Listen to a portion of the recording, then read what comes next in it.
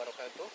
Alhamdulillahirrahmanirrahim, kita masih diberi kesempatan untuk berkumpul pada kegiatan bimbingan teknis dan sertifikasi penyuluhan anti korupsi.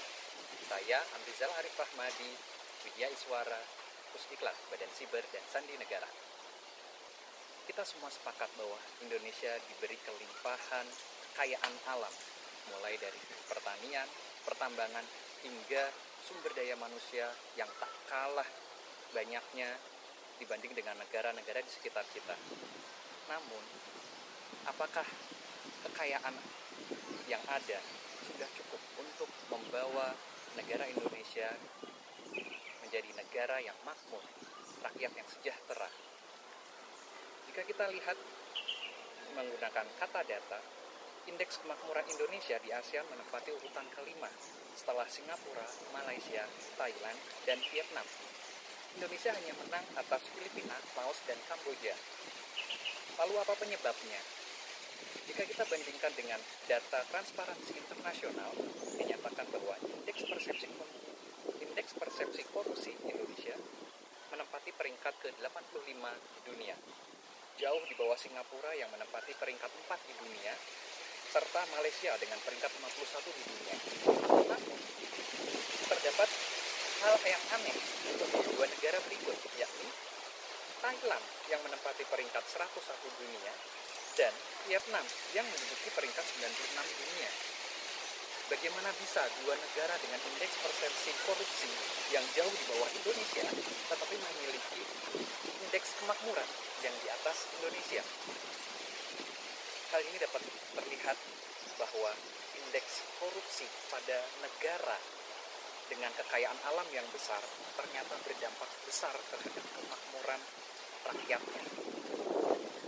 Korupsi dapat terjadi karena adanya faktor internal, baik itu dari niatan pribadi, serta faktor eksternal dari lemahnya sistem ataupun dari budaya koruptif di sekitar kita. Pribadi yang kurang bersyukur menjadikan diri yang haus akan harta, sehingga tanpa disadari kita sudah berada di tengah-tengah perilaku yang koruptif. Sedangkan sisi lainnya, di faktor eksternal, lemahnya sistem pemerintahan yang membuat perilaku korupsi tidak berhenti. Ringannya masa hukuman penjara, pengembalian kerugian negara, remisi yang diberikan, hingga diperbolehkannya mantan napi korupsi menjabat kembali serta mengajukan diri untuk pemilihan kepala daerah maupun legislatif menunjukkan betapa permisifnya negeri ini terhadap perilaku korupsi. Lalu, apakah yang dapat dilakukan dari diri kita sendiri dalam melawan korupsi? Kita dapat memulai dengan menjaga diri dengan berkata jujur apa adanya, bekerja keras dalam meraih suatu tujuan, bergaya hidup sederhana sesuai kemampuan, memupuk sikap disiplin dan mandiri, menjaga sikap adil dan bertanggung jawab, serta berani berbuat dengan kepercayaan diri. Dan pada akhirnya, jika kita mengingat kembali bahwa setiap orang akan dimintai pertanggungjawabannya, tidak hanya di dunia ini, bahwa setiap perbuatan akan memanggil seluruh alam untuk mengembalikan karma atas suatu perbuatannya, baik terhadap diri sendiri maupun orang lain.